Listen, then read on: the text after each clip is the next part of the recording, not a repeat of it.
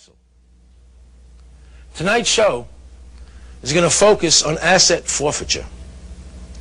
Using that catchphrase, government agencies can lawfully storm your residence and seize all your assets. That includes your home and your bank accounts. Last year there were over 250,000 asset forfeitures. That's 5,000 every week.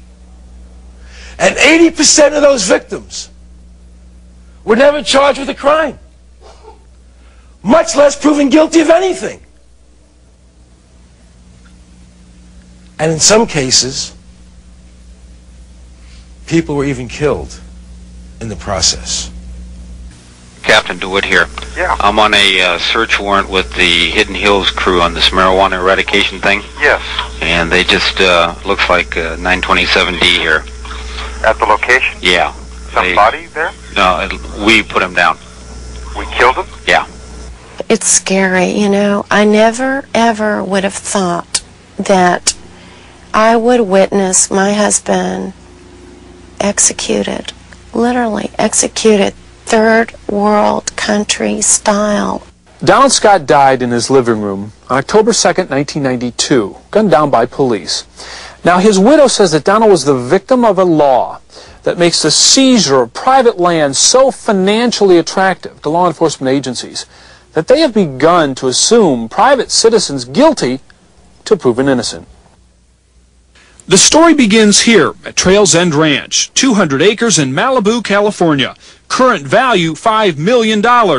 Landowner Donald Scott was a multi-millionaire due to a family inheritance. He was handsome, prosperous, and married to Frances Plant, a woman half his age. But their passion for each other blinded them to age differences. I would tell him he's 61 going on 16.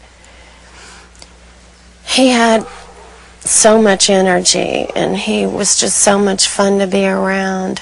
We had the best time. We just had a ball. I don't think any two people have ever been happier. But their idyllic life at Trails End soon became a gothic nightmare. Good morning. I'd like to welcome you all to Rancho Sierra Vista Satwewa on behalf of the National Park Service.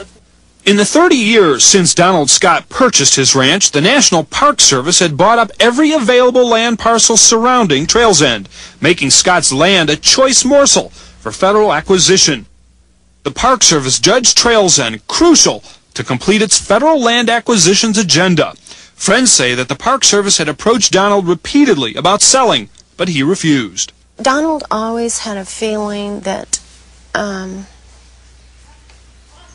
the government would do something, or the national park wanted this land to the point of where they would do anything to get this land, even kill him. Ironically, Scott predicted his own death, but it was not by the Park Service. 2 years ago, the L.A. County Sheriff's Department claimed they had received an anonymous tip about Trails End Ranch. Captain Larry Waldy ran the narcotics unit at the time.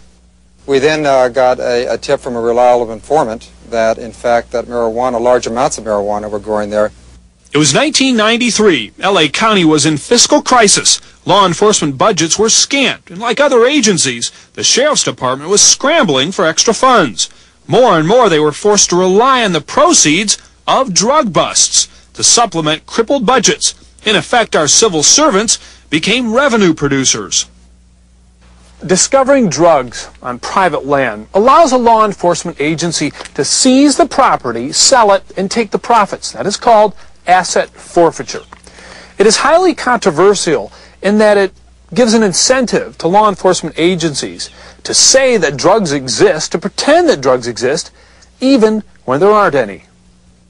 Financially motivated to confirm the anonymous tip, Deputy Sheriff Gary Spencer ordered aerial reconnaissance, and DEA agent Charles Stowell complied.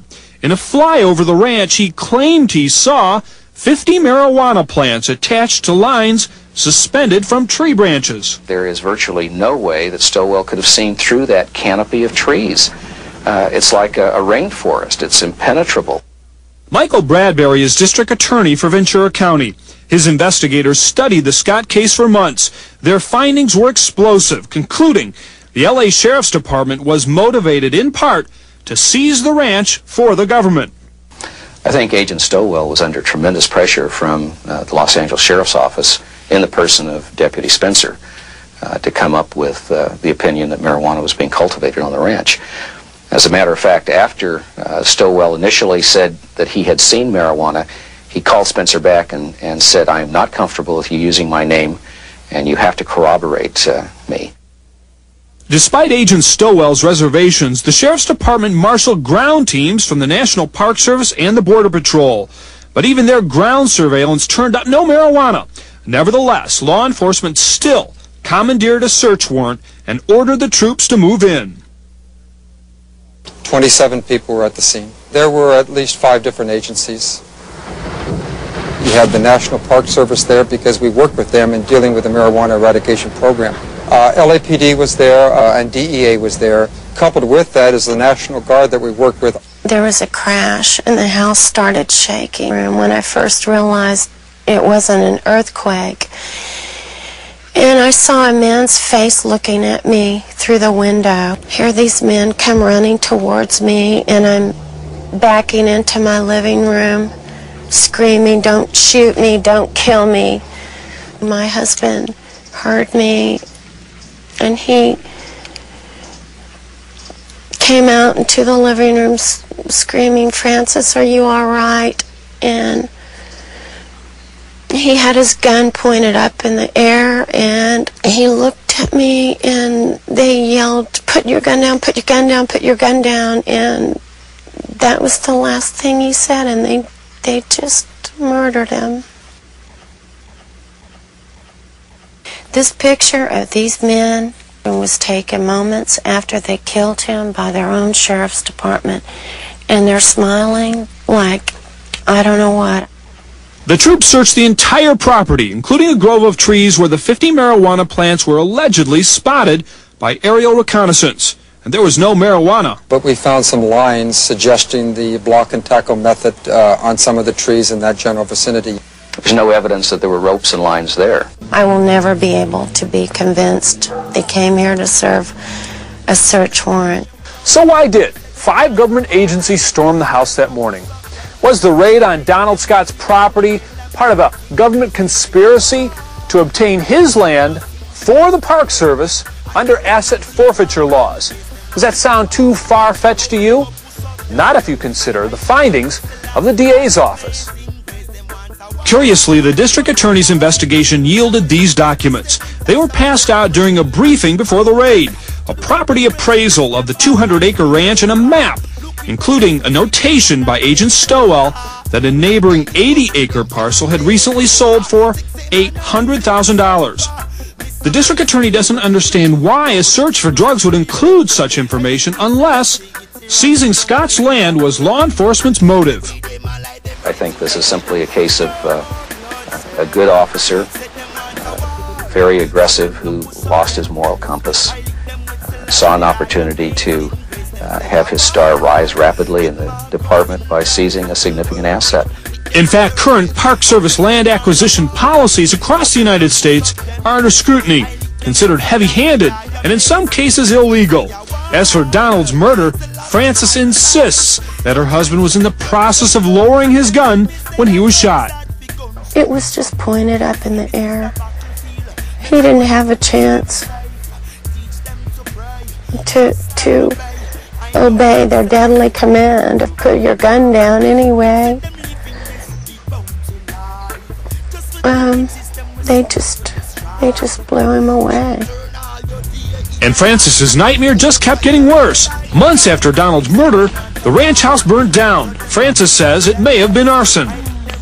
The house is burned down because the National Park, again, the National Park refused to let the Ventura Fire Department put out the fire. They could have made a very simple fire break. They had all their equipment there just to make one little fire break, and the National Park stopped them. They said it is against our park policy to disturb the natural beauty of our park land. And now, guess what? Now the IRS wants to force the sale of this land to make us pay death taxes. So let me get this right. One agency of the government comes in and kills your husband. And now that he's dead, another agency of the government comes in and wants the land. Well, they haven't met me yet. They're not going to get this land. I couldn't believe this could happen in our country. I couldn't believe my father has fought in 2 wars for us to be safe in our homes. And for this to happen in America it's unbelievable.